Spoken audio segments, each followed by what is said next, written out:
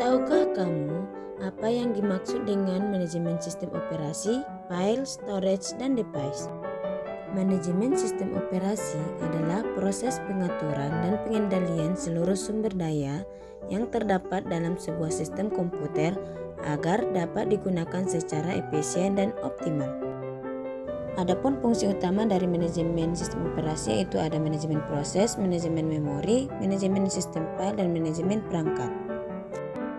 Dan ada juga beberapa contohnya yaitu ada Windows, Linux, Mac OS, dan Android. Selanjutnya manajemen file. Manajemen file adalah suatu sistem yang digunakan oleh sistem operasi untuk mengatur penyimpanan, pengorganisasian, serta pengaksesan data dalam bentuk file.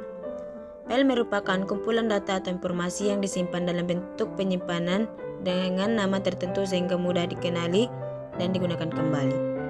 Dan ada juga beberapa fungsinya. Yang pertama membuat dan menghapus file, yang kedua membaca dan menulis file, yang ketiga mengatur hak akses, dan yang terakhir mengelola struktur direktori. Selanjutnya ada manajemen storage. Manajemen storage adalah proses pengelolaan media penyimpanan dalam sistem komputer, baik yang bersifat sementara maupun permanen. Storage berfungsi sebagai tempat penyimpanan data dan informasi yang digunakan oleh sistem maupun pengguna. Kemudian ada manajemen device. Manajemen device adalah proses pengaturan dan pengendalian perangkat keras yang terhubung dengan sistem komputer. Perangkat ini meliputi perangkat input, output, maupun penyimpanan yang digunakan untuk mendukung aktivitas komputer. Adapun fungsi dari manajemen device adalah untuk mengatur dan mengendalikan seluruh perangkat keras yang terhubung ke komputer. Perangkat tersebut meliputi perangkat input, output, dan storage.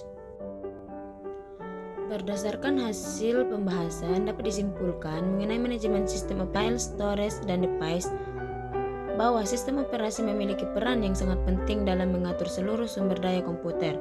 Sistem operasi tidak hanya berfungsi sebagai penghubung antara pengguna dan perangkat keras, tetapi juga sebagai pengelola utama yang memastikan semua proses berjalan secara efisien, teratur, dan stabil. Cukup sekian, see you, bye-bye, terima kasih.